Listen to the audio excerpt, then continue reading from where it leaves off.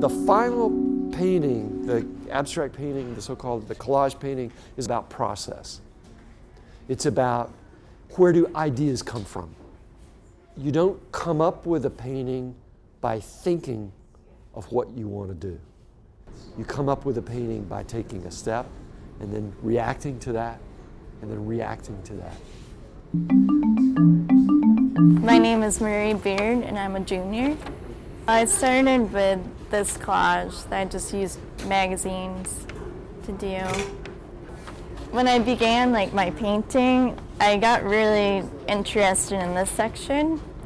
So I'm still kind of not totally sure what I'm doing with it, but I want to continue this style throughout.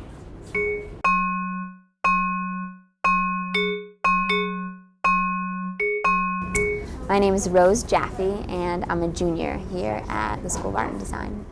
We all started with collages, and I was the only person that drew my collage. And it was a bunch of faces and kind of splattered ink and stuff like that. And it got pretty much torn apart in critique, and it just clearly wasn't kind of maybe something that we were supposed to be doing or the direction that we were supposed to be going. So I redid all of my collages with cutouts, and I think I realized that what Jim really wanted us to do was to find new shapes within shapes that were found, as opposed to us making up the shapes. These are found objects, and then how that's interpreted then into paint. Because the medium of paint is so much different than the medium of paper and of graphic. So everyone, I think, is doing it their own complete way. I decided this was way too busy for a painting, so I'm expanding things that I like this bit. I'm expanding this, I'm bringing this to create, incorporate the whole top area, and dropping out things that I don't like. And then, and moving more and more to just the painting, I think, and then to what I really like about it.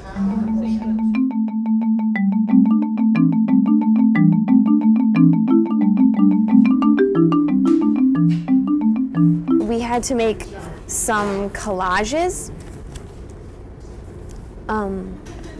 So I cut apart magazines and I put in things that I drew, and then we had to do studies.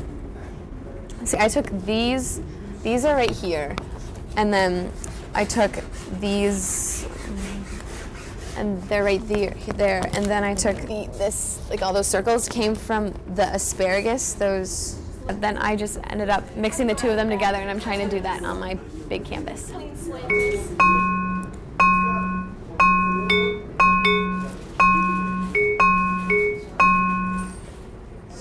Now that I really like this painting, I'm starting to freak out that I might make some mistakes or something. Okay, that's... But I think I shouldn't worry about that. Don't. Because it's part of it. It's breathing. A painting has a kind of drama to it. Mm-hmm. It may not be action-packed, but there are things that happen that are important, and things that happen that are less important. Okay. And as you spend time on the painting, what that drama is becomes clearer to you. So the other day, we were talking about this green area as a whole nother presence in the painting. It was brought in from someplace else. So it doesn't fit. And that's great, because it's like, let's say you're writing a novel, and all of a sudden you've built up all these characters, and then all of a sudden this other person walks into the novel, and you kind of go, oh no, I've got this other person to deal with. Now these other characters have to respond to that character. So, and even if you end up taking that character out, it still changes everything. It still changes everything, right? Okay. And the narrative doesn't have to be something that you could say in words. It could just be. It could be grunts. Yeah, it can be grunts. Grunts and squeaks. Okay.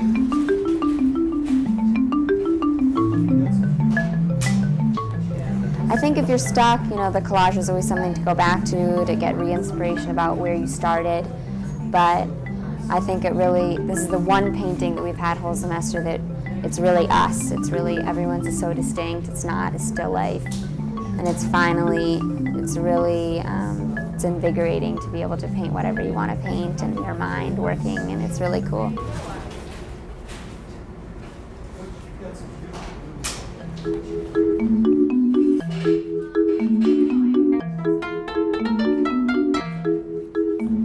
Good paintings come from other paintings, and your best paintings are not paintings that can be explained or dreamed up in advance. That they come from a group of shapes and forms that you make that you reconsider multiple times. So it's about the development of visual ideas. I'm not looking for masterpieces. I'm looking for an understanding of how you think visually.